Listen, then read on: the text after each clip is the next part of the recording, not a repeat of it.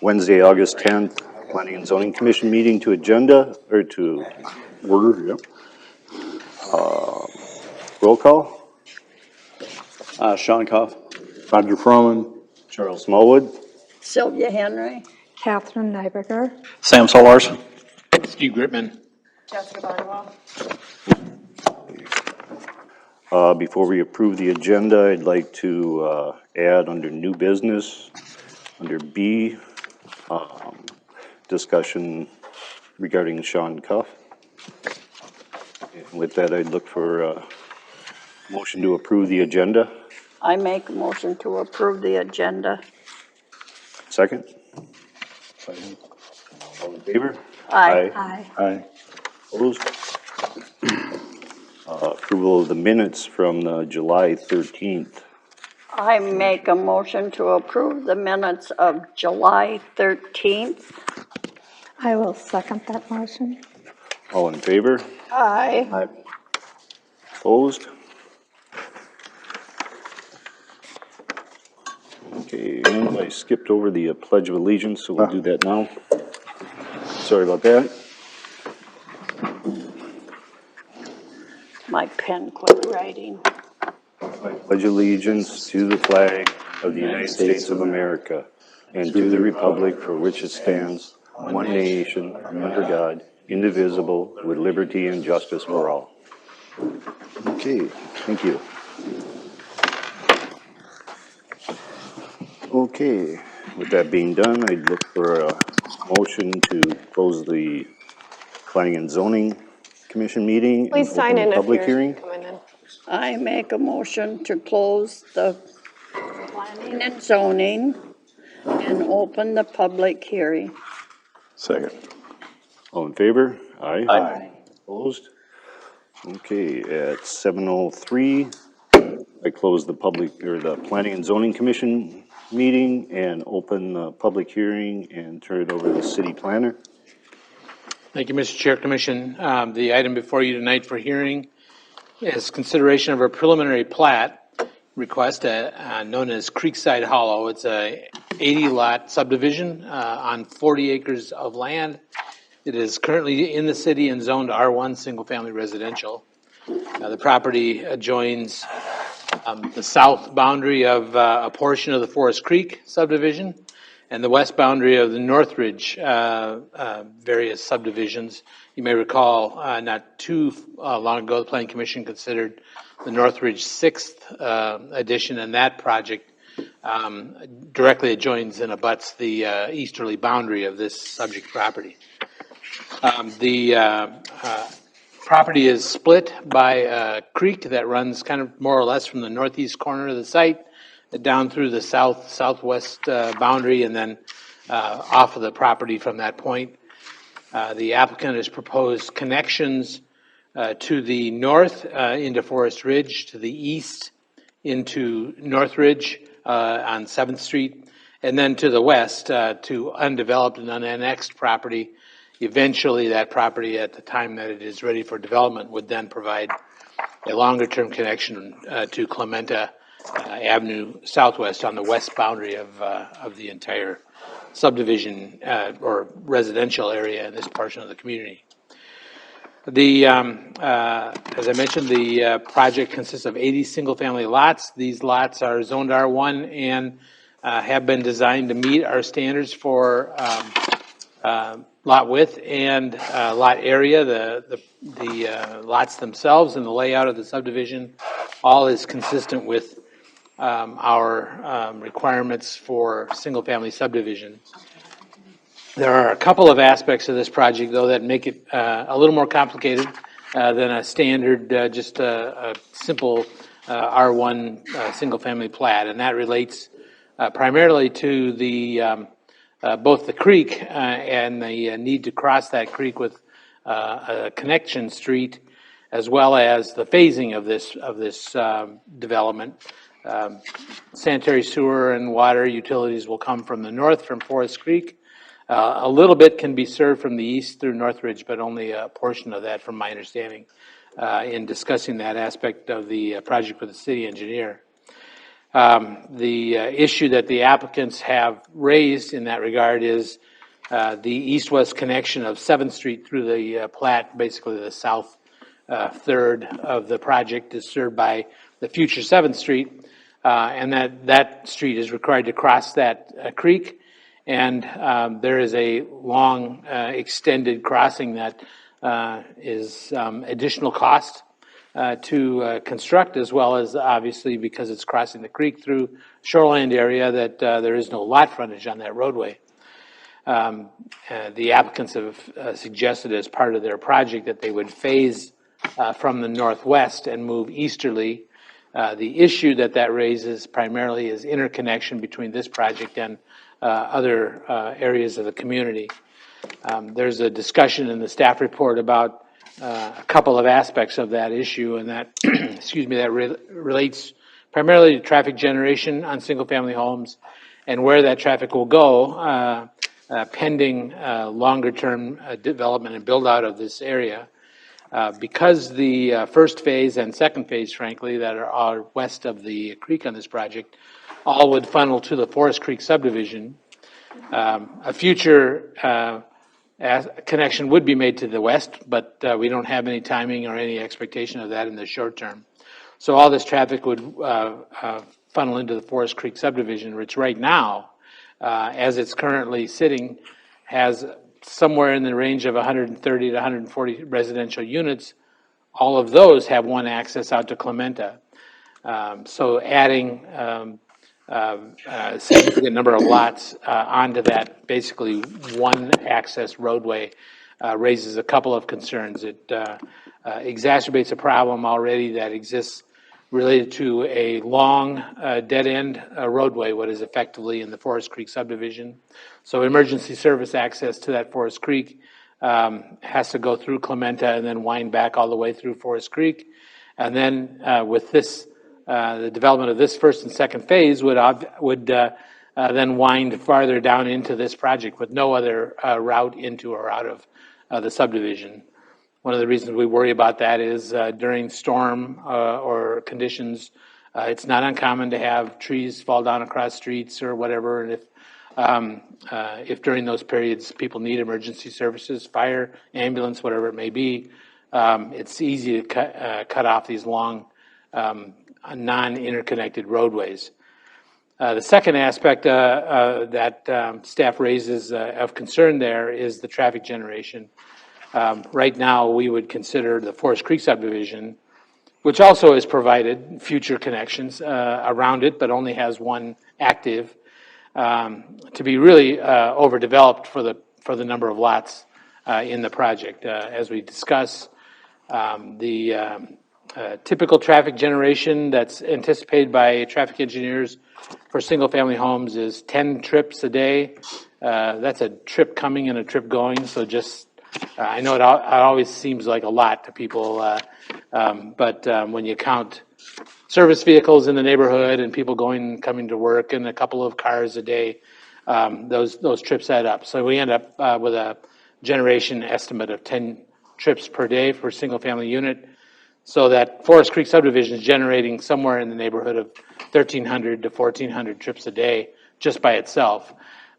We would typically consider residential development to be overburdened by traffic if you're more than 500 trips a day. So already substantially over that threshold, adding a couple of phases here with no other route would just make that issue already even more problematic. So we want to talk about how to phase this development. Again, the project itself is designed entirely as we might have expected it to be, making the connections, and it's just getting in and out of that project during its development, and particularly during the first and second phases without the third phase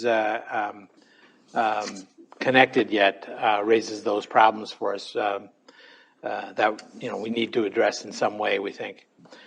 The other aspect of the project itself is tree cover, and you'll recall that in the Northridge project we talked about tree removal and tree preservation, the way the ordinance works. There's a certain threshold of tree removal that is expected by developments, 50% of the trees in the subdivision.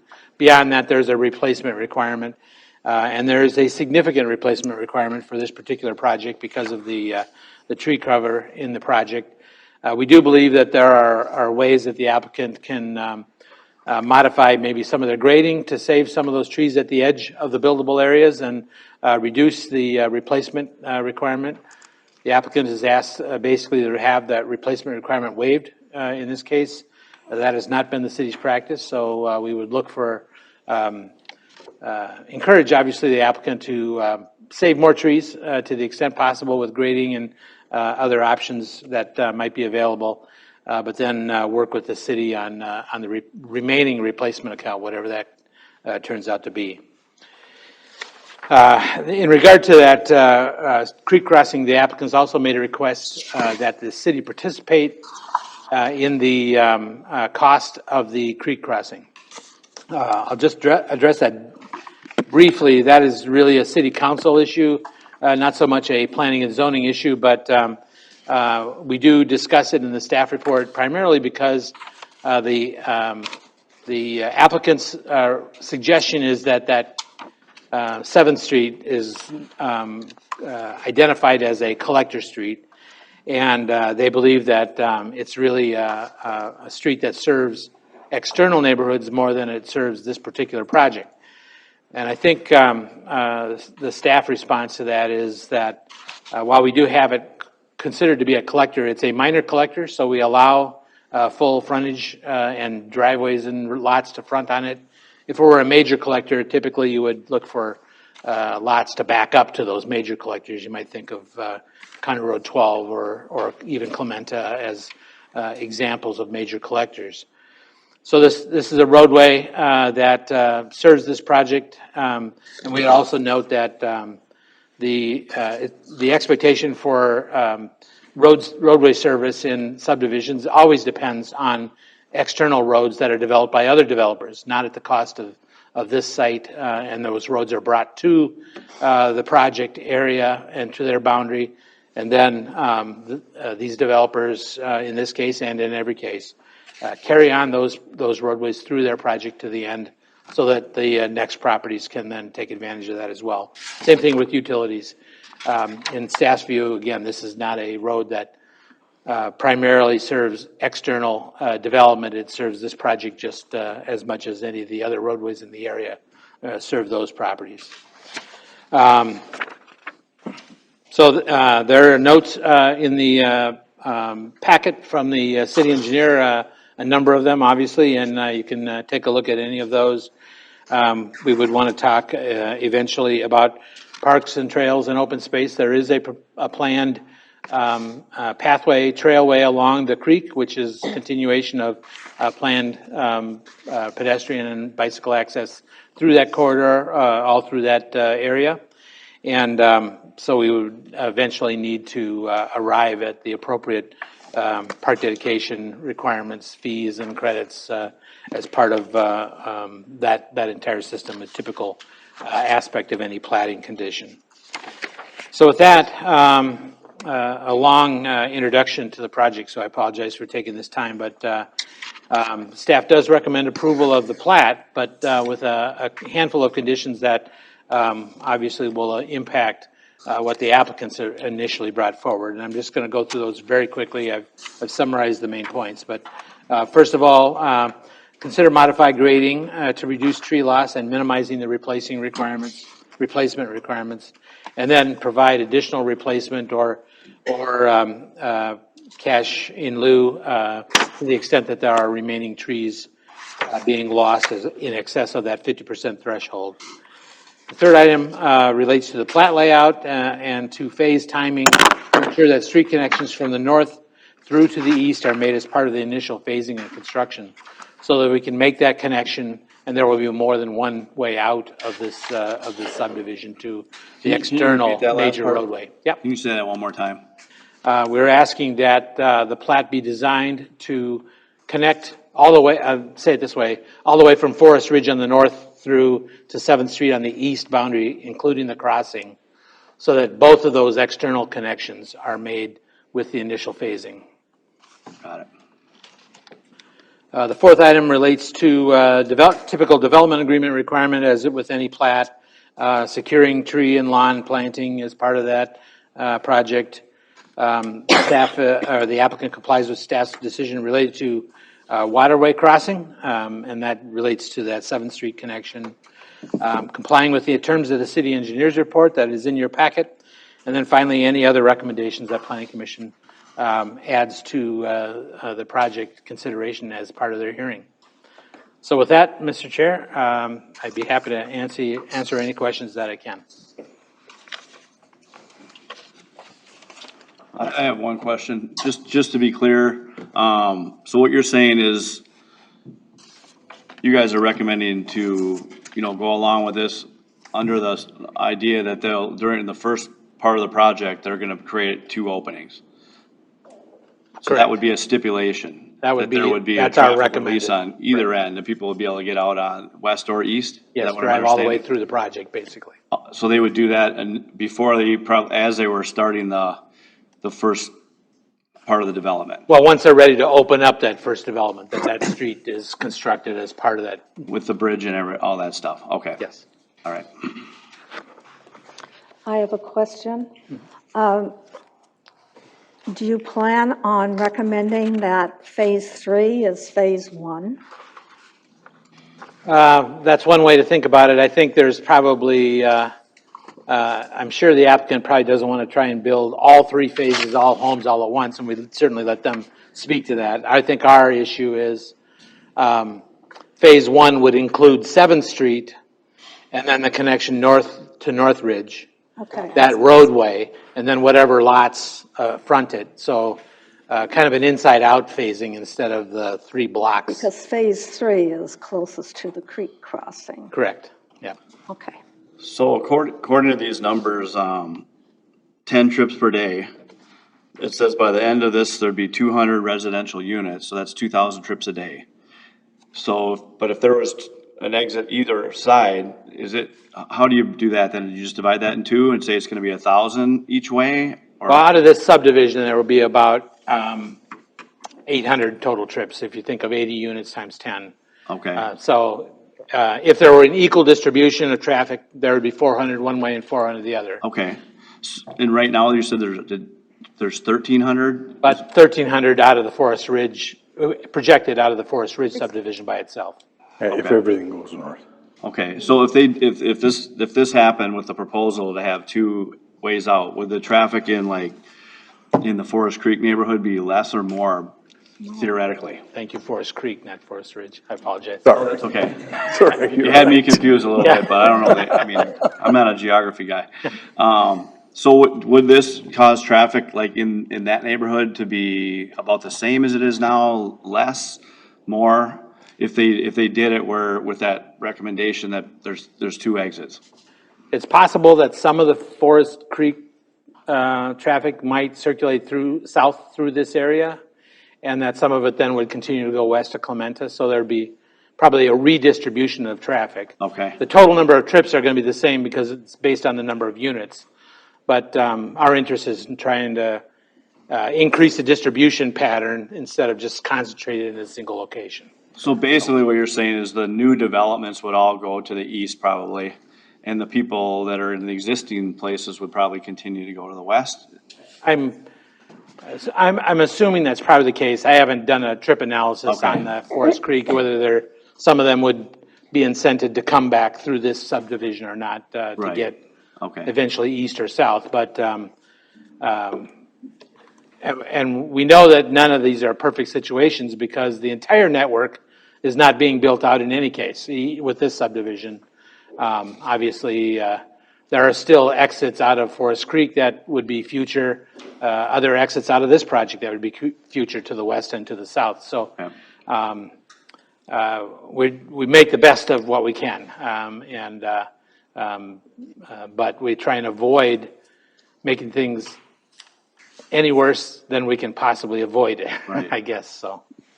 because I think there would be some demand to go that way I live in that neighborhood, and when I want to go to Buffalo, I have to go on a dirt road. Yeah, And so I would probably, even if it was a hair longer, I might choose to go. Yeah, east. I think a lot of people in that neighborhood would avoid the gravel road from Marysville and Yeah, cut back down Cole to 7th, but but, yeah, okay. Are the surrounding, or is the surrounding property to the west, is that open or up for development, do you think? Or it's not privately owned, it's corporate owned? It is owned by a corporation, but it is not in the city yet or zoned. Okay, you haven't, Obviously, it'd be ripe for development if this project, as this project goes great for forward. this development. We just never, we don't know the timing because we have not been in contact. Those people have not been pushing any development project yet. I presume at some point they will be in line to develop their property.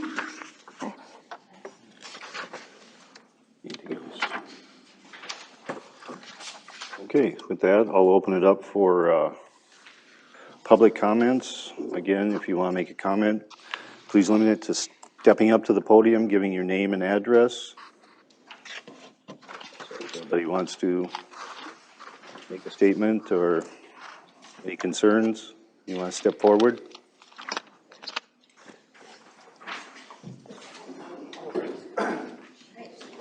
Hi, Michael Green, 820 Cole. I live in Forest Creek. So my property would butt up to where the new development would go. So so phase one, it looks like we are.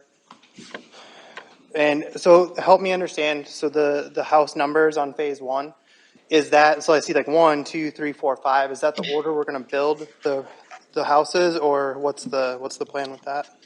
That's just plat numbering. There is a Lots and protocol lots, for yeah. plat numbering. It Okay. doesn't have to do with how the houses would be built. Okay. Also, there's a tree line that creates a really nice border along the back lots of the proposed lots and the park. Would those stay? I think we'd have to look at the grading plan, and the applicants may have more information on that. To the extent that there are trees on your side of the line, those would have to stay. They don't have any right to Sure. grade beyond that boundary line. And if they can avoid grading all the way to the line, it's possible Okay. that some of those trees may stay. But I don't have the grading plan right in front of me, but we could. So what would the city's position be on the trees on their side of the property line? It's not illegal to cut down trees. Right. The ordinance encourages the developers to save trees, and that's one of the issues we were talking about. Yep. They have a significant amount of tree replacement requirement given the trees they've already identified they're going to take. Yep. So if it's possible to save those trees, we would certainly encourage that for a number of reasons. Saving them, number one, but number two, it reduces the replacement requirement. Okay. What is so for these homes going in, obviously I want to protect my home, my investment. Is there a standard for square footage, price points, things like that, as they get these houses approved that they have to go through? I'm sorry. I think they're standard lots. Yeah, the lots have to meet the R1 zoning standard, which they do.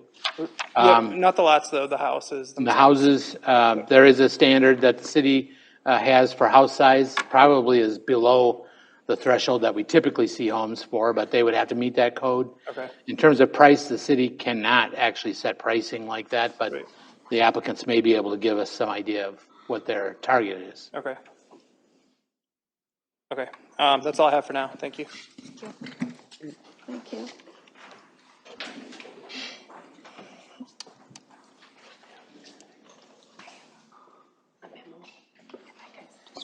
Okay. Oh, yeah.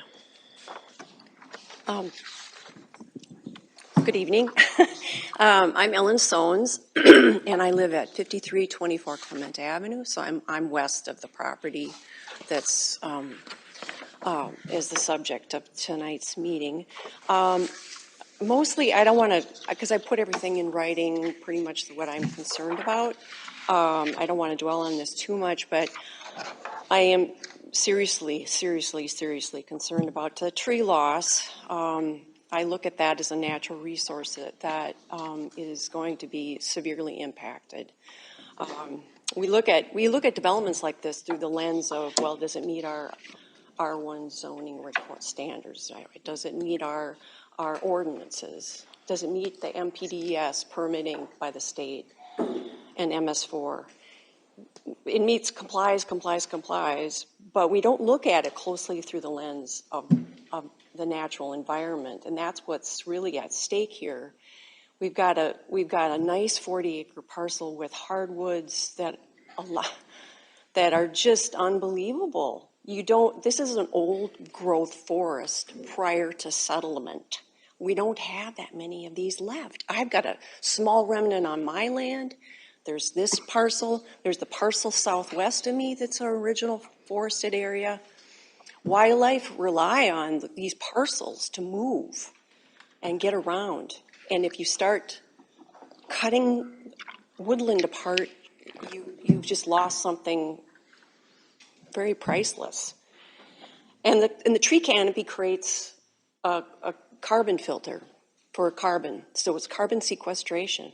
And so I've highlighted that in my memo, that it's 2.5 tons of carbon per acre gets absorbed by trees. That equates to 100 tons for a 40-acre parcel. And then you have all the carbon that's stored in the trees themselves that have been sitting there for years upon years upon years upon years. And that tonnage gets added on. So when we start eliminating that canopy, we've lost a fantastic means of decarbonizing our air. In a community where it's a bedroom community where we have a lot of people driving and commuting, and so we've got more gas going into cars, more carbon in the atmosphere. We're taking away trees that are going to filter that carbon.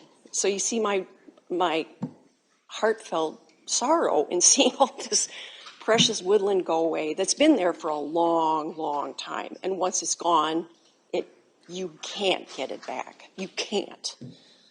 It's gone forever. So it troubles me deeply to see this sort of thing happen.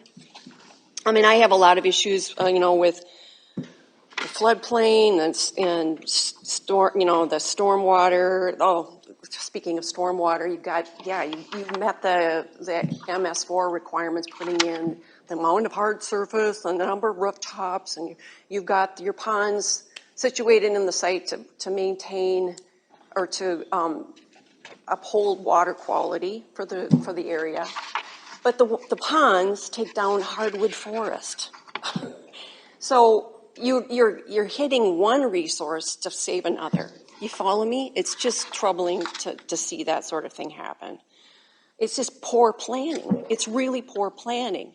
And I realize you're all sitting in a spot where you're like, well, we've got our rules and we've got our regulations and we have our standards, and if they've met all those standards, or they mostly have, and we can work with them, but they mostly met them. But we don't look at this through the lens of the environment. And so I would love it if you would work with the developers and say, we're not crazy about the tree loss and the lack or loss of our ecosystems.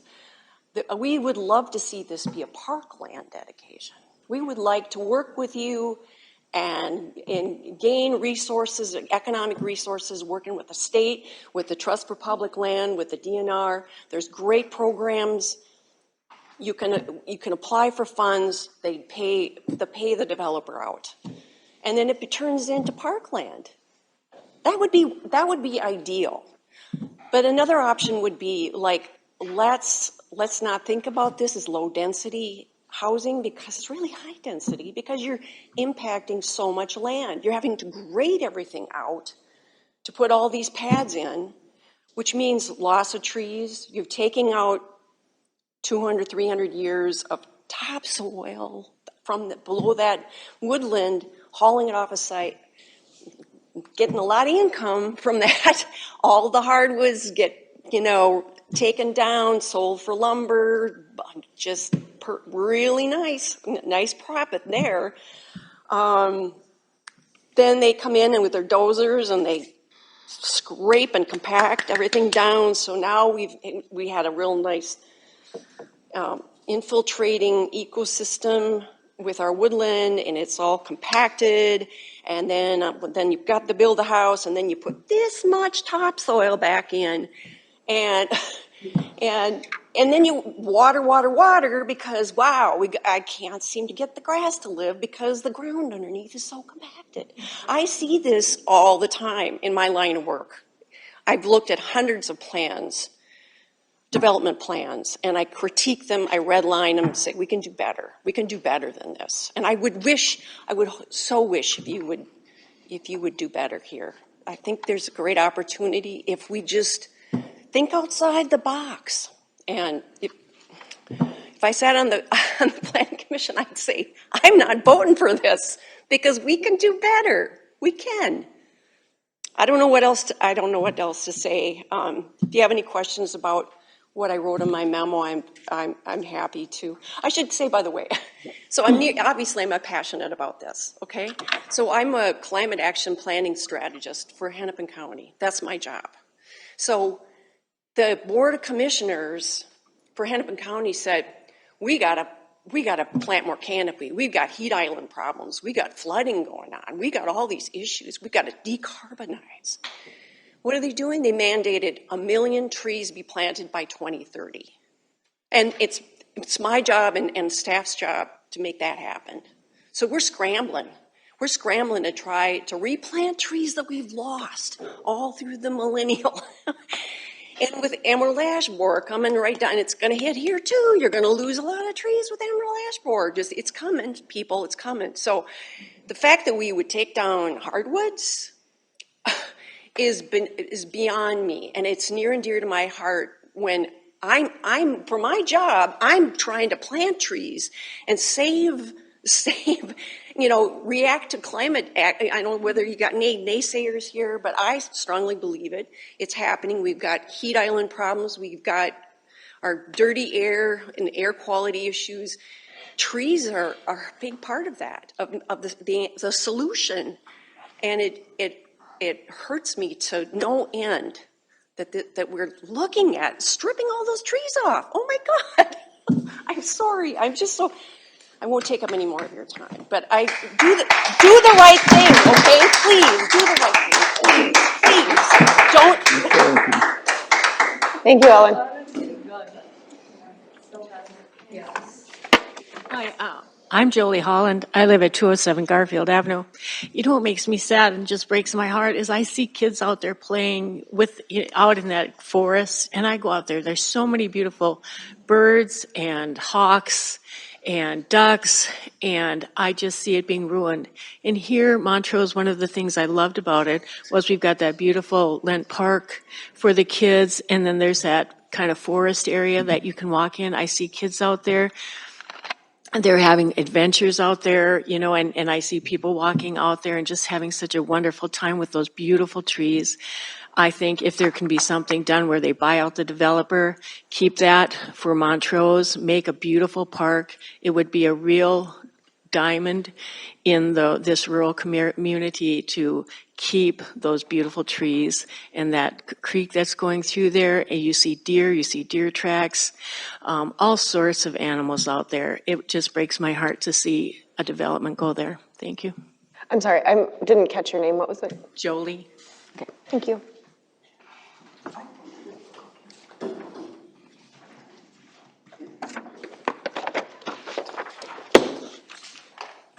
I am Kayla McCluskey. I live in Forest Creek Development. While the ideas that these ladies have are fantastic, and I wish that we didn't have to talk about this development, I am under the idea that this is going to happen whether I want it or not. My big concern right now, I live on Cole Avenue, which is going to be the street that's going to segue into this first portion of this development. And living in Forest Creek for a few years, I've seen the development fill out and all the construction that's been happening and the toll that it takes in our neighborhood. And I'm concerned that when this, even though they are, one of the stipulations is that they extend the street to 7th Street so that there are 2 exits, I did see in the original plan that the access points are listed as existing access north.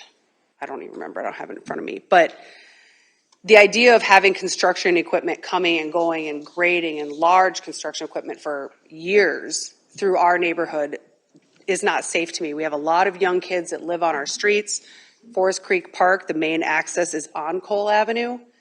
And I just want to address that if this moves forward, that there should be another access point for all of the equipment that's going to be building these homes, that they're not driving through our neighborhood day after day, ruining our streets and putting our kids in danger. So whether or not it happens, they need to have a different way to get into where they're working, because to drive through and ruin our streets, which are going to cost the city and us money to fix, isn't acceptable. Yes, agreed. I mimic that.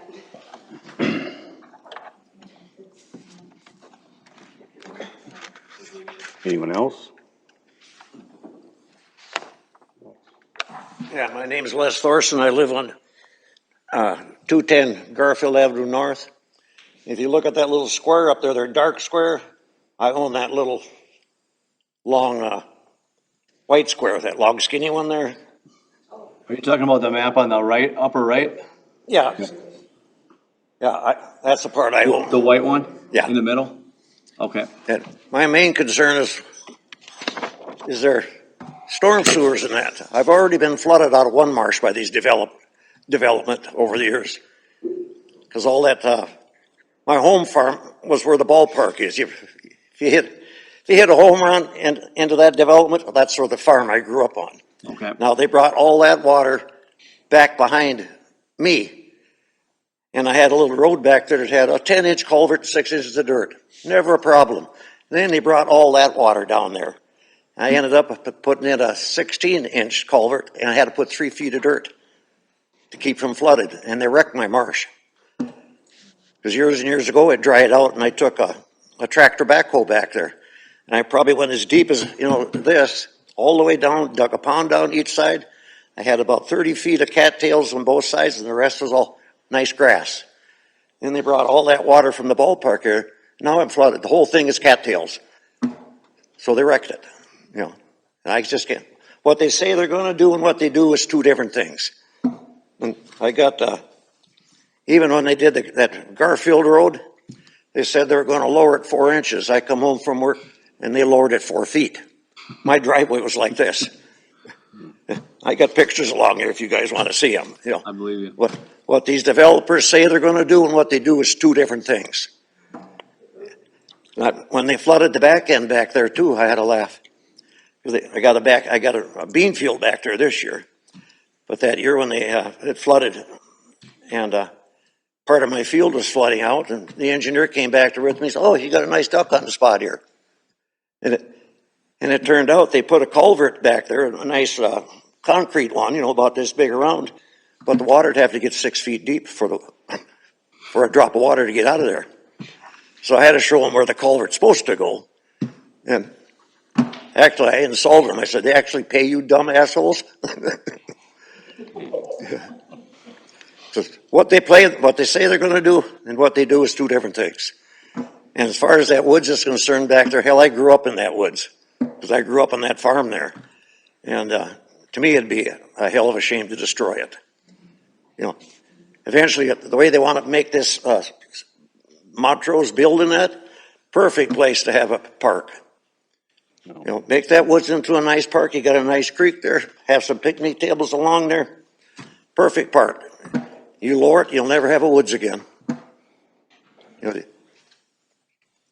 That's something to consider because I remember listening to some programs on Channel 2 and that were like Golden Valley and down there and that. They're sorry they destroyed all their trees. They wish they'd have kept an area for a park. This is a perfect park area with a nice creek running through it. And that creek has been there for, probably since day one. And there's people down north of the woods there. When we get a good storm, they get extra water down there because you got all this extra water. Where I'm talking about that field by the ballpark, that had a tile that drained down the railroad tracks. And the railroad wouldn't let them go that direction. That's why they brought it all back through me and flooded me out. my back marsh just a holding pond for their water. You know, it's just stupid. What year did that happen in? Oh, that had to be 2002 or so, I suppose. And they just laughed. They said, well, if you're a millionaire, you know, you could sue us. That's what they told me. I said, if I'd have been a millionaire, I'd have bought that damn farm. And you idiots wouldn't be here. You know, so if you're going to let them destroy it, you better keep your eye on them. To me, I recommend, you know, let's say 50 years from now, you know, the city could turn it into a park, or 20 years from now, or whatever. You know, they don't have to do it tomorrow. But don't let them destroy that doggone woods. I used to hang around there when I was a kid, and I'd get lost. I'd be 6, 7 years old back there, and I'd get lost in the woods until an old guy down by the ballpark told me, he said, well, the creek runs this way. If you find the creek, go against it. You'll come out to your dad's land. And I never got lost again.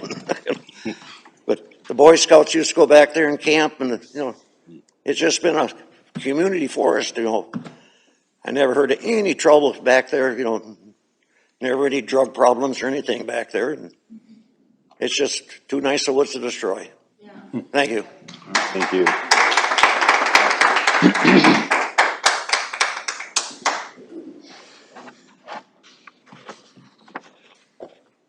A lot of my concerns have already been said. Oh, sorry. I'm Courtney Emerson. I live on Cole Avenue in the Forest Creek. A lot of my concerns have already been said. What's the address, the street? 907.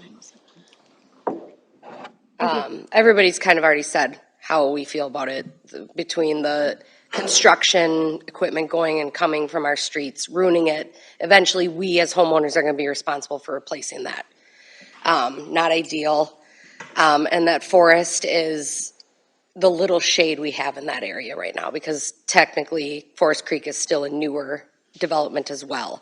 And the dense, I don't know, we go on walks every night through that forest, and even if we could add a trail through there or something to just expand it, but I think you guys, they have to find another way to get, I understand that the homes are probably going to be there at some point, at least for phase 1, but they've got to find another way to get through there than Cole, or they need to be responsible for fixing the street when it gets ruined from their construction equipment.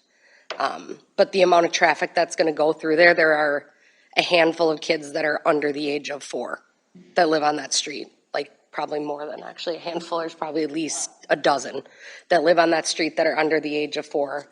And to think like the amount of cars that would be coming and going, that is so unsafe. And I mean, UPS drivers alone don't follow the speed limit in our neighborhood, so I can't imagine what kind of random construction worker is not going to follow the speed limit. So that's kind of that's where our concern is at. Thank you. Thank you. Thank you.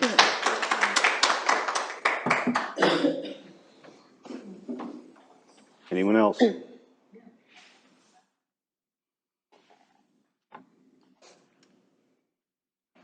I have a couple people emailed me. Is Amy Palmund here? No. Okay. I will read her statement. She is on 912 Cole Avenue. Cole Avenue currently is a dead-end street with upwards of 30 kids just on this street, ranging from infant to teenagers. Our children, mine and neighbors included, are always playing together, biking, playing basketball, baseball, taking walks, etc. around the street. Making this a through street will heavily increase traffic and in turn the danger to our children's safety. Please consider having this new neighborhood have its own separate exit and entrances, just as our neighborhood does. I am sure the new residents, who more than likely will be families, would appreciate the safety as well. Additionally, the equipment used for the future construction will be a danger to our children if they plan to use Cole Avenue as their new path to the new lot. These large machines will also severely damage our roads. For months and months now, we have had a simple request to fix a very dangerous section of our path leading to a children's park and still have yet to see that fixed. I cannot imagine the length of time it will take to get a whole road or 2 fixed, let alone being our tax dollars that will be responsible for it. While the growth of Montrose is exciting, I don't believe your proposed plan or how to do so is in the best interest of our neighborhood or the new one. Please consider my voice, those of others in attendance tonight, and most importantly, the safety of our children as you proceed. Is Caitlin Ostrander here? Okay, I will read her statement as well. I know myself and many others that live in the Forest Creek development greatly appreciate that our neighborhood is a dead end. It brings us a sense of safety knowing that there is only one way in and one way out. I feel we all work together as a neighborhood watch, making sure there's no suspicious activity happening in the development. If our development were to connect with Creekside, that would take away the sense of safety and being able to watch over suspicious activity. Our roads would also get a lot more wear and tear with the traffic going through, and I can only imagine how much worse the dirt part of Clemento would get with the extra traffic with that new development would bring through. I hope the city will take this all into consideration when making the decision on the plat.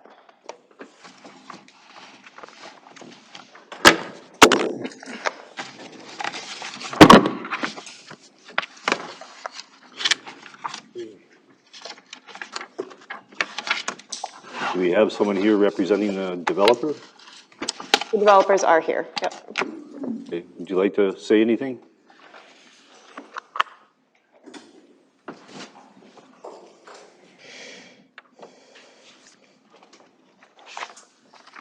Jake Mahacek, address 4655 Nichols Road, Suite 106, that's Egan. Thank you for having us here tonight. Obviously there's some things that we need to still work through. We're excited about the community. I think it'd be a great neighborhood. There was a few things, I brought our engineer here with us to talk a little bit about the phasing plan on why we laid it out, just kind of with some of the financial concerns that we have and kind of the being a little impractical, bringing up both sides with the sanitary and all that stuff. So if you don't mind, I'll have John come up here and kind of explain the process on why we laid it out that way. Okay.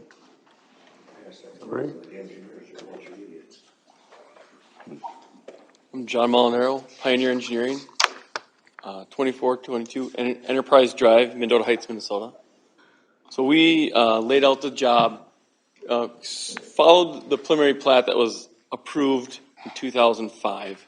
It's very similar lot layout, very similar street layout. We laid out our phasing diagram so that we started at the low end of the sanitary sewer, we're building up the hill, and then we are coming further to the southeast with our last phase, which is the end of the utility construction that we'd need to build. So we phased it in there so we could build with the sanitary sewer and our utilities, as we come up the hill and put that stuff all in. We did our best to, minimize tree losses. We put our houses in there on the streets and kept our grading tight, and there's some opportunities for some improvement we talked about in their staff report, but we will do our best to minimize that tree loss. But this area is heavily wooded, and to do the improvements that we have, there'll be significant tree loss with this development as it's meeting the zoning. Any other questions? May I ask a question? Are you two from this area? Do you live here in Montrose? No, so it doesn't matter to you what happens to our community. You don't live here. And you don't care if the trees are gone because you don't live here and your kids are. So I think that's a point that needs to be made, is that you'll develop it, make a ton of money, and then you'll be gone. Oh, God, this is out of order.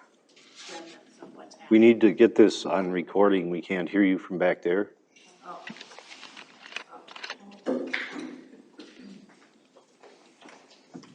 I guess my issue is these two don't live in Montrose. They're going to build the houses, make a ton of money, then they'll be gone, and we'll have to deal with the loss of the trees, the loss of even the chance to have a park there, and keep that in Montrose. They'll be gone. They don't care. And we'll be here, and our kids will be the ones and our future generations that will miss out. I just have a quick question. You guys own that land, right? Okay. That's important to understand, I think, for everybody. I mean, to be fair, they own the land. And I think some of this stuff I'm hearing is great as far as someone buying them out. I'm sure they'd take an offer, but who is that person that's going to buy them out? I love trees too. I have young kids. We ran around in the forest when we were kids too, but I mean, we have to understand that these folks own the land. So if someone's willing to make an offer, but I think some of this is, you know, they own the land now, so it's, because I sometimes listening to some of where I'm here tonight, it sounded to me like this is already a park, and I'm like, do we have access to that? Because I live there and I wasn't aware of that, but it's private land, right? What's that? It's private land, right? Private, yeah. Private property. Yes, yes. Yeah, I just wanted to be clear about that, because Sure, oh, I yeah. just, some of the stuff I was hearing, Right, it sounded like maybe it wasn't private property yet, or they didn't own it yet. Yeah, and So I just wanted to clarify that. Excuse me, sorry. And I just wanted to add something, because it wouldn't be any, I would assume, any entity, unless you have a rich millionaire in the community would want to buy it and then donate it to the city. I wasn't thinking in terms of somebody else buying it, but there's government programs that are set up where they can substantially Yeah, reimburse well, people. I mean, and- sounds and- like you'd be the person to facilitate that. Yeah, So I think good. that'd be great if you could do that, and you Yeah, could for offer them sure. something they think is fair. And that would be, you know, we'd probably name the dang thing after you, so, for real. I mean, if you can do that, that would be fantastic. Okay, sure. So if you have a way to do that and make them whole on what they're gonna make from this, Yep, so you know, they but can we have take to look their at money this back. in reality, and the fact is, these folks own the property. Right. So, They want a return I just on wanted to make that investment. clear. If we Yeah. can find a solution, that would be Yeah. really good if we could buy them out, so. I have a comment. You know, the preliminary plot as it's presented to the city right now is premature. We have many, many issues that have to be addressed. So I think the city will do its very best to try and work with the developer and with all of the residents to come up with something that's, you know, agreeable for everyone. There's always winners and there's always losers, but we're going to try, I would think the city would try to win as many trees as possible and try and make the development very, very nice for residents and future residents. So right now, we have a lot to work on.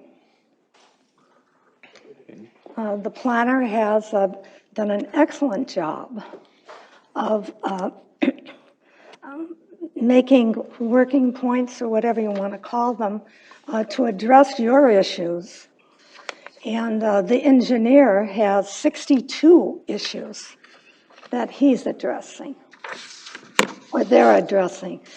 So we're premature right now, and you know, I think this development can be very nice if it's done properly, as we're planning on doing, or the city's planning on doing. And I know it's sad to lose trees. I lost 398 behind me where I live 20 years ago. And hopefully we can do better with this development. I just have a basic question. What is the? If you have a question, please approach the podium. Nope, just come up to the podium. Yeah, we can't get you on record if we can't. I just have a question about what the process is now that we're having this hearing and you know, bringing these issues to you.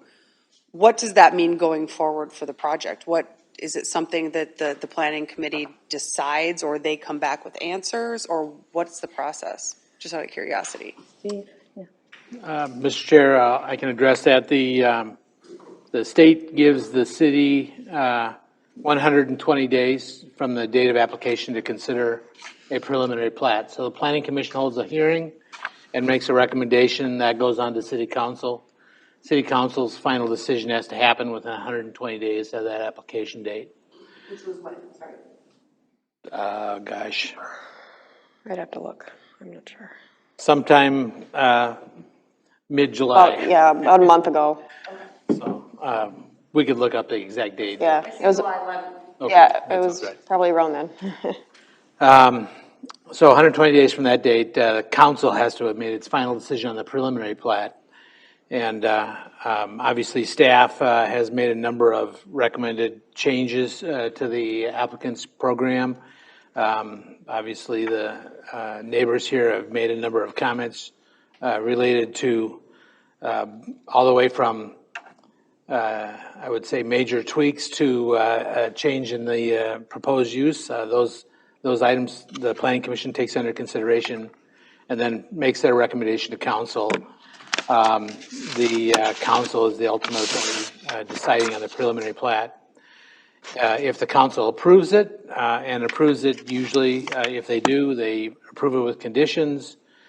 In that time period, then the applicant's charge is to develop a final plat that complies with all of the conditions that the council has placed on its preliminary plat approval, and that comes back through for council final approval at that point before they can record their plat and then negotiate a development contract and then eventually initiate construction. So that time frame is somewhere in the 8-month range typically, and I'm not sure if the applicants are hoping to get grading underway this fall yet. Sounds like not. That would be aggressive, I would think. So probably this would be a project that would initiate sometime next year in terms of actual construction, assuming that the approvals actually are granted on that schedule. Is there anyone else? Yeah, I do have a couple of things to say, if that's all right. For myself, I also live in the Forest Creek neighborhood. The main, one of the big concerns I have is only having that one entrance out of Forest Creek. Something needs to be done in order to have another one, because we're talking another 60 homes to the 150 that are currently there. I don't know if we've talked to the fire chief yet about how they would work that, but I think safety is a big concern for, again, EMS, first responders, and the kids too. I mean, there is a lot of kids in that neighborhood. Another concern I do have is just to the south of Forest Creek Park there is that nice little strip of grass and trees and stuff like that. It's kind of a natural barrier in between Forest Creek Park and this new development. I'd like to see whatever we can do to save that. It just kind of, it's a nice divide, and it looks really nice back there if you're walking through that neighborhood, through the park. So that's all I got. Where is that? Can I say something too? Yeah, step up. I'm Lisa Kleino, live at 904 Wyatt, right off of Breckenridge, and then Cole's right behind us. Besides everything that everybody has said, which I 100% agree with, is also the safety of including the safety of the kids, is when they're going to the bus stop. Bus stop early in the morning and it's dark, and then coming home from school, getting on and off the bus, that kind of thing. And then I just want to ask you guys, because, we come to this meeting and then we're not sure what's going to happen, like what's the next process. But what is the likelihood of, the concerns that we have regarding the entrance, and not going through Cole? What is the likelihood of you guys obviously visiting that, but then is there a percentage where you're like, yeah, you can see a different way of accessing that without having to go through Cole? I'm just curious. The accesses are.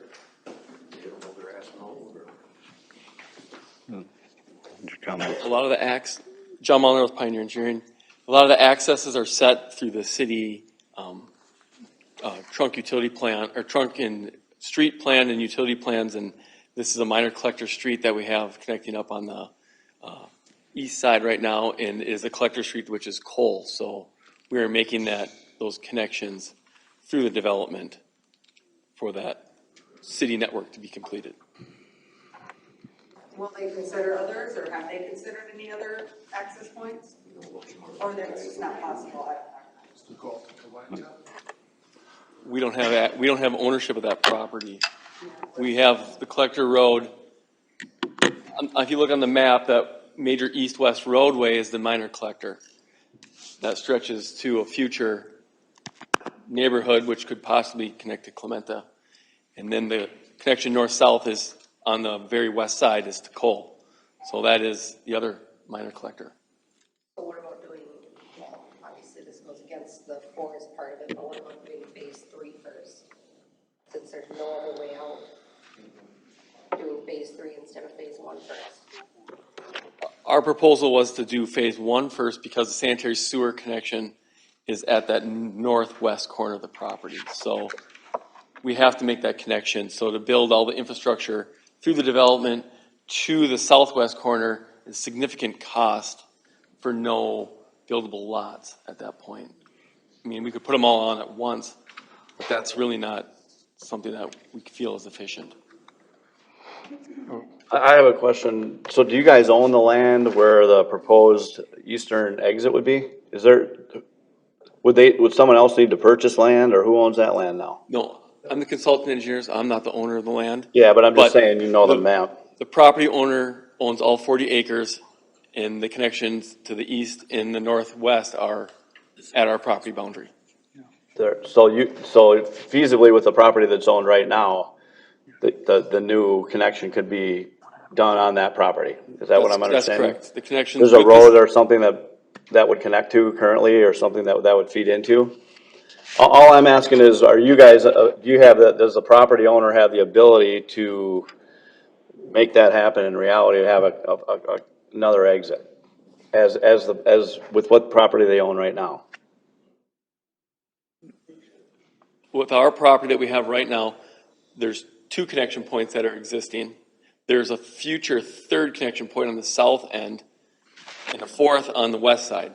So those 2 areas are undeveloped areas right now on the south and west.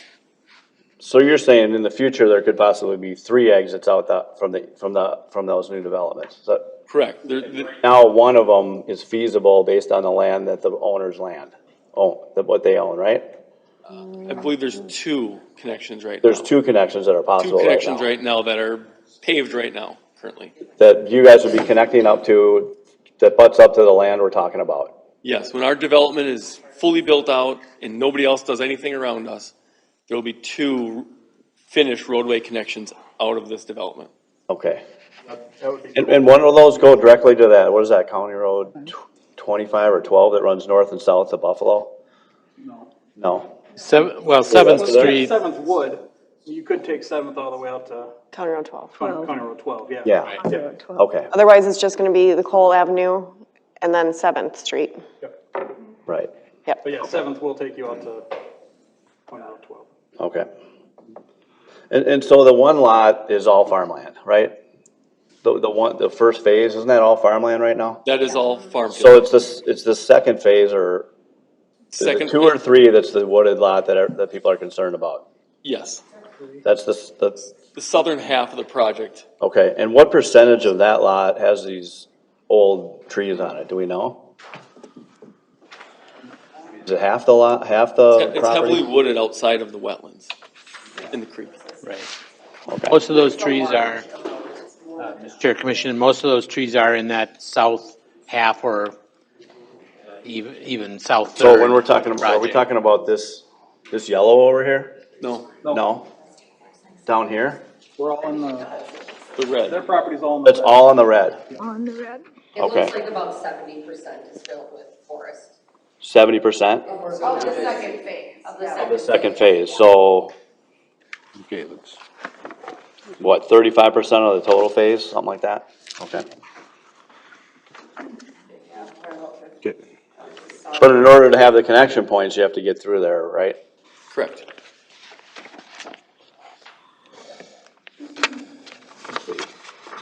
Anybody else have any statements or comments they'd like to make? Well, they ran into a problem at one time too, at the north end of mine piece there. Okay, the field next to it didn't get developed because they couldn't put enough houses there, because they had to put a sewer lift station there. Wouldn't that still be a concern of what's going on, what they're trying to do? Because they tried to buy a piece of my land so they could put enough houses to put the lift station. And I just told them, take a hike. So that ain't developed back there, because they couldn't get enough houses to make a lift station. So I would think they'd have a problem in the woods, that's right there. Okay. Easiest thing is to put put their project on hold for 20 years and let them pay the town taxes. Thank you. Is there anyone else? Michael Green, 820 Cole. So, one thing, when we moved in, Whitetail Lane was being built, off of Clementa. All of the roads were in place prior to a lot of the building going on. Is that something the city would consider in this project, is having all of the roads set up, and paved so that there was 2 exits or 2 entry points for the entire project? I think that would address some of the safety concerns that the neighbors have and also give them a second point of entry into their work zone. So throwing that out there as an idea or something to consider. Mr. Chair, I think that's actually staff's exact recommendation. That's what you guys are recommending. Do the roads first. Okay. At least that Clear on that. connection road. Yeah. Yeah. Okay. Okay. Anyone else? All right, we have no other comments to the podium. I'd look for a motion to close the public hearing and reopen the Planning and Zoning Commission meeting. I make a motion to close the public meeting and open the planning and zoning. Second? Second? All in favor? Aye. Opposed? Okay. I close the public hearing at 8:12 and reopen the Planning and Zoning Commission meeting.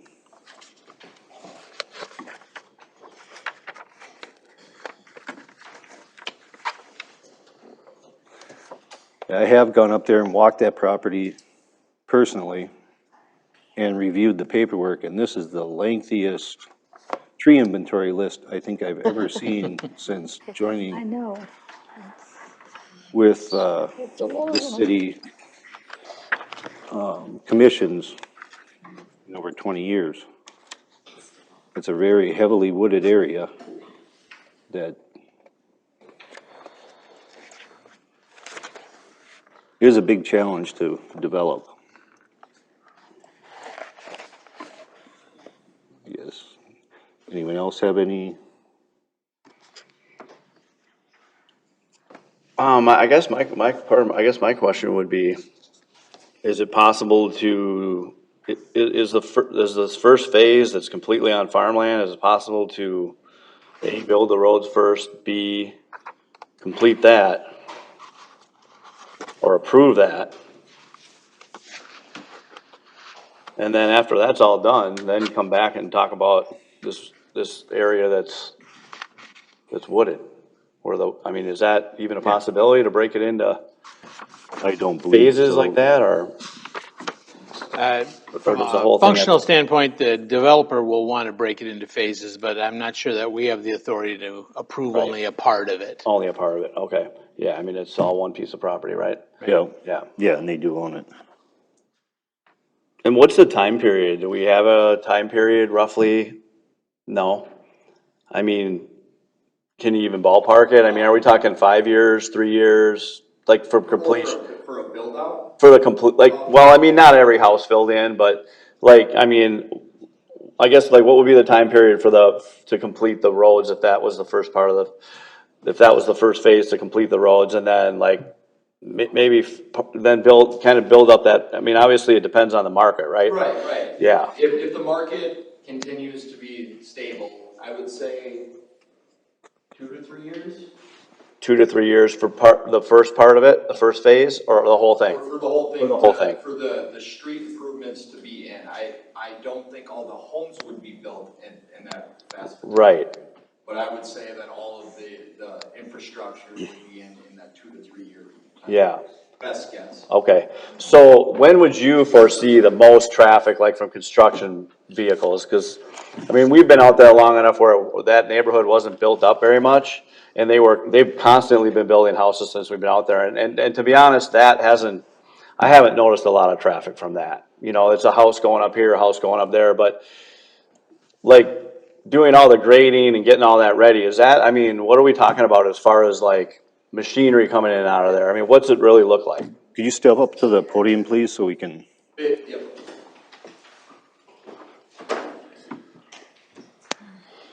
As far as Jake Mahachek with the development team, as far as the big equipment with the grading and tree removals and all that stuff, all of that big equipment stays on site until they're done. So it would be, maybe depending on what equipment is needed, maybe a day or two of coming in, it's parked, it sits there until the job's done, they leave, and then they're out of there. So that grading process, you're talking about like weeks, maybe a week, 2 weeks? Yes. To grade the whole first part? And so they're bringing the trucks in on a particular day, they stay on site, they're grading everything, and then they're gone? I can't answer that question right now. If you mass graded it, yes, it would sit there for maybe a month, roughly. Again, best guess. But there's not traffic every day, is what No, I'm asking. I mean, the workers in their work In their vehicles. work vehicles would be coming in? Correct, yep. But as far as heavy machinery, oversized trucks, that would not be a day-to-day. Right, and we're not talking about that many big machines in there, so the people coming in to drive them, we're talking about how many people, if you had to guess? That's hard to. Okay. Yeah. What about like hauling dirt out? Hauling dirt out and your pipes that are coming in to meet the sewer and.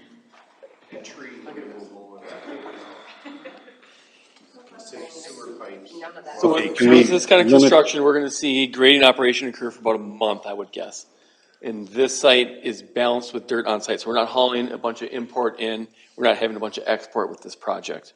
So we'll have an on-site mass grading operation that'll occur about a month-long process. It'll be about, typical would be like 6 workers, 7 workers would be moving all that heavy equipment and moving all the earth. Then we'll start doing utility construction. That will occur with a crew of probably 10 people. Their equipment's hauled in, and they will continue to work on the site, digging in sewer pipes and water main and whatnot for, I would believe that'd be about probably 3 weeks for sewer and water and storm sewer for each phase. So, we're not gonna do all the phases at one time. It'd be, do a phase, the next year we do another phase, next year do another phase. So it's gonna be like 3-4 weeks of heavy construction for utilities each phase. And then you're gonna have street construction, which is gonna be the most impactful on neighborhoods. You're gonna have sand being hauled in with dump trucks. You're gonna have class 5 being hauled in with the dump trucks. You're gonna have the concrete work being hauled in at that time. So with that operation, you're gonna find the heavy street usage when we're building the street construction. So the next 3 summers when the kids are out playing in the street is when most of the construction will go. Most of the construction will occur during the week, during the daytime. During the spring and summer. Well, we don't know when it would occur. Some of our construction occurs late fall. Some of our construction occurs early spring. So you just don't know when this project would happen, but it is, during the week, not in the frozen period of time. And you're going to find the heavy construction traffic during street construction. Validates our. Yeah, there's no way around, around that process. I guess this is one other question I have for you. Is it feasible to do this project and do the roads first? Is it feasible? Financially, it's. Because are you guys paying, you're paying for the roads, so to speak? Okay, so financially, it doesn't, So to be able to put the road from the northwest to down to the southern east part, we would have to do pretty much, at that point, if you're doing that much, you'd want to do a mass grade. All trees that would be necessary to be cut down, everything's going, but it'd be, we don't want to bring on 80 lots. That's not in the best interest of anybody to have 80 lots going on at one. You want a neighborhood to grow and gradually get built out. We want it to be successful, and we want the builders to be successful and have the neighbors, everybody get along. So to do 80 at one time is a lot. It's not very common. So to do, the mass grading, cutting trees, it's a substantial dollar. so you'd have to grade for the whole project in order to do the road, is that what you're saying? Almost all of it. Okay. And at that point, to get to where we would need to be, it would probably make sense to have our contractor just go all the way instead of doing 2 trips. But again, it's financially, it would be very tough. Okay. Thank you. Okay. Any other comments from commission? If not, I'd be looking for some type of motion. Regards to your, Are we finished with discussion? Ready for a motion? Okay. yeah. I move that we forward this to the city commission with the recommendations. All recommendations Yeah, all the recommendations have been by provided. the city planner and all engineers. Sorry, say that one more time. Okay, I move that we forward this with our recommendation for approval to the city, given all of the recommendations that have been, stipulations have been provided. Yes, I'll second that. and I'll add a caveat, that we look seriously at 2 means of egress being part of phase 1 early on. Not a dead end. We don't want another steamboat. No. Right? Okay, do I hear a second? She did. I will second the motion. Okay. I mean, I'll second it, but to me, you have to have it has to have 2 ways in and out, and it sort of sounds like. Yeah, that's that's not in the really feasible, but stipulation. So that's all. I mean, I would say pass it on to the city council. Okay, right now we're just looking for a With yes that or no. stipulation, so I'll second that. Well, we're just looking for a yes or no. Oh, vote. yeah, then I'm a yes, yeah. Yes. Catherine? Yes. Yes. And I'll vote yes, with stipulations and, like Roger said. All the recommendations are in here. Yeah. All right. Passes Mr. Chair, I 5-0. think then this would be on council agenda September 12th. Monday, September 12th. Okay. And just to be clear, these guys can come and. Yep, speak you're at that welcome, meeting, say- you're welcome to say- come to the council meeting, and you can sign up for open forum and state your opinions to council as well. Okay?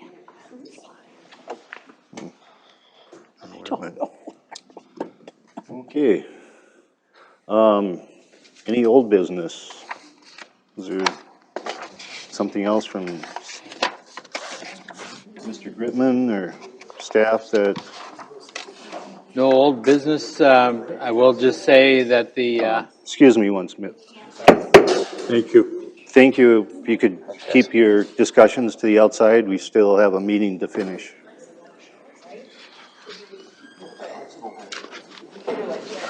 Please keep your discussions outside. We still have to finish our meeting. Sorry.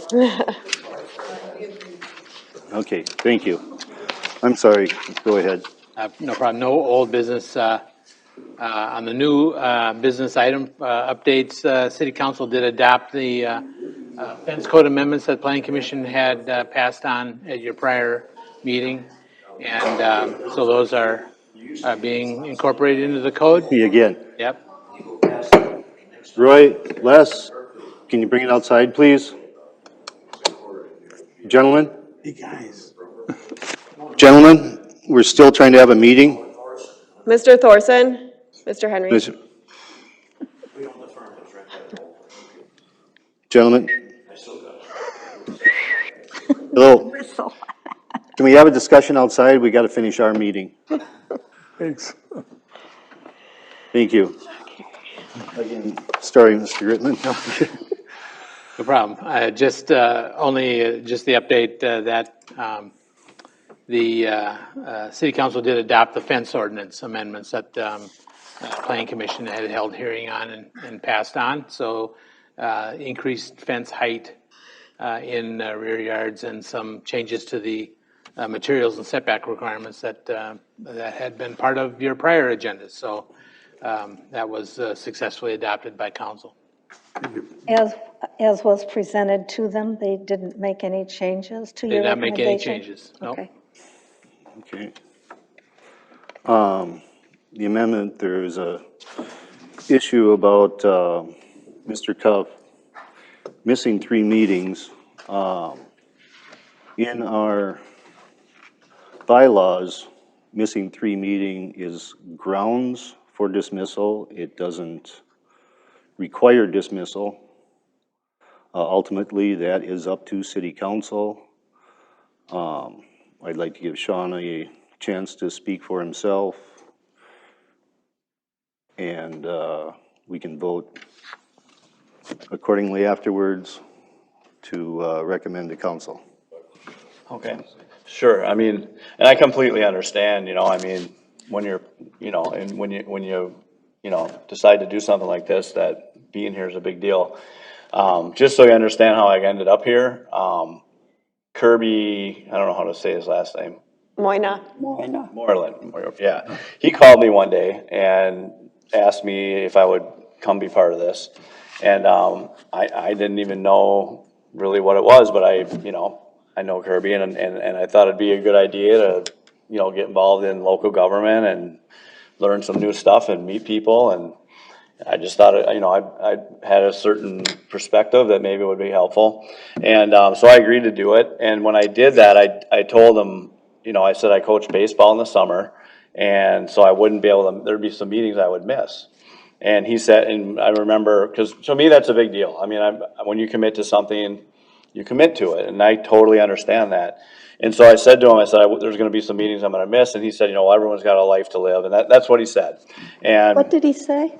what's that? What did he say? He said, everyone's got a life to live. You can't make every meeting, something like that. I mean, he basically said, and I'm not saying that he was, I didn't tell him I'm going to miss 3 meetings in a row or anything like that. But so I understand if I mean, I'm perfectly okay if you want to replace me, there's somebody else that can be here. I completely understand.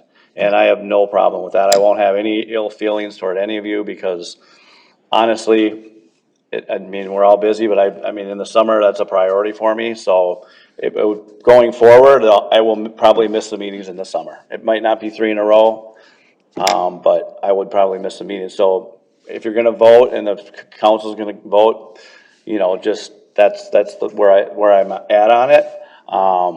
So whatever you guys decide, I think it's I mean, you guys gotta make the best decision for what you think for Montrose. So to me, that's just where I stand. Baseball is a priority for me. I mean, I coach my kids, so that's what I'm gonna be doing in the summer, so.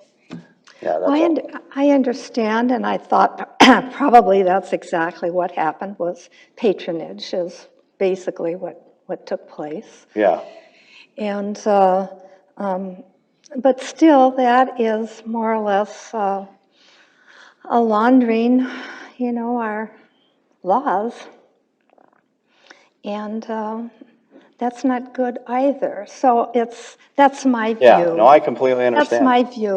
And I think you're a wonderful asset to planning and zoning, but we also have to look at the ordinances and, have to follow the law. Sure. So that's just my view, Yeah, not on the council. I understand. So, but I think it's very, very important that we do, follow our ordinances, code, and bylaws.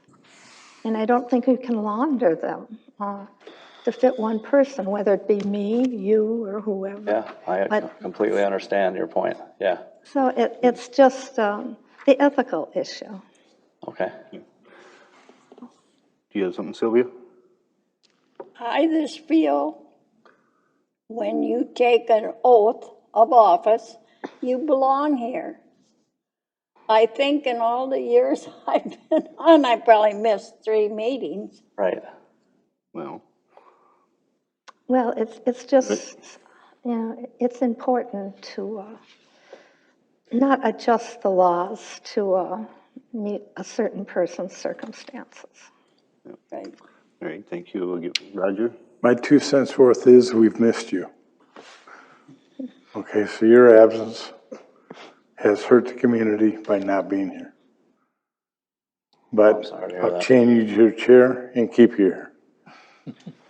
Thanks, man. Okay, and again, as I started this is to, thought I highlighted it. I don't think you did. Can we just be clear that it isn't, the ordinance states that it is not an automatic dismissal. It is just Correct. grounds for dismissal. Good. It's actually not in the ordinance, it's just in the bylaws. It's in, just in the bylaws. I mean, do we have to make a recommendation or anything? I think it's gotta come to council. It's, So it has to go to council? yeah, it's not, Okay, we're so not I move responsible for that- personnel. Yeah, with that being said, Sean, you are a great asset, and I do enjoy when you're here, because you do bring a unique perspective to this. And I totally understand the coaching, I mean, that's. Fully respected. I coach for my daughter's softball. Yeah. So I get it, I mean, it's a balancing act, and Yeah. it is, some days I'm just running ragged with everything else going on, so I totally get it. Again, you do bring a unique perspective to this, and, I would like to see that continue. Yeah, thanks. And from my views is we have had a very hard time getting people, especially younger people. Yeah. I mean, none of us four have kids at home. That's right. And when I first started this, I had kids at home. And now to see someone step up and try their best to do what they can, to make all the meetings they can, and bring their new perspective is very important to me.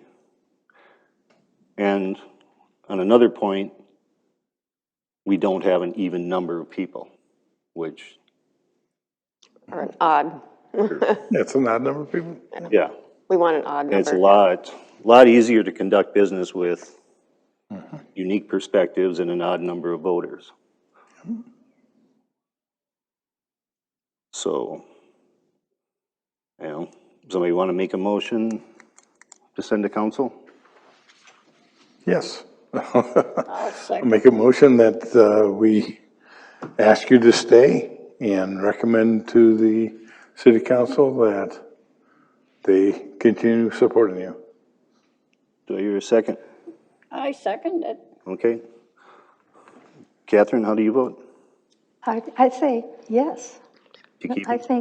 think he's a wonderful asset. Yeah, he is. Okay. Okay, so, But is there some Yes. way, Sean, you could? You know, there is, I mean, I am the head coach, so I can, I mean, it's not always a perfect world, 'cause, I mean, I'm not gonna tell you that I'm gonna miss a game for this, I mean, it's just, when I agreed to do this, that was my stipulation, but I'll make a huge effort next year during the season that, and part of it, I just have to find out ahead of time what Wednesday we're gonna be, and take the effort to do that, and then I'll try my hardest to schedule Thank you. everything around this, because, no, I understand yeah, that it's okay. an important, it's an We important. don't have Catherine. enough. Like I had just come home from the hospital a couple months ago now.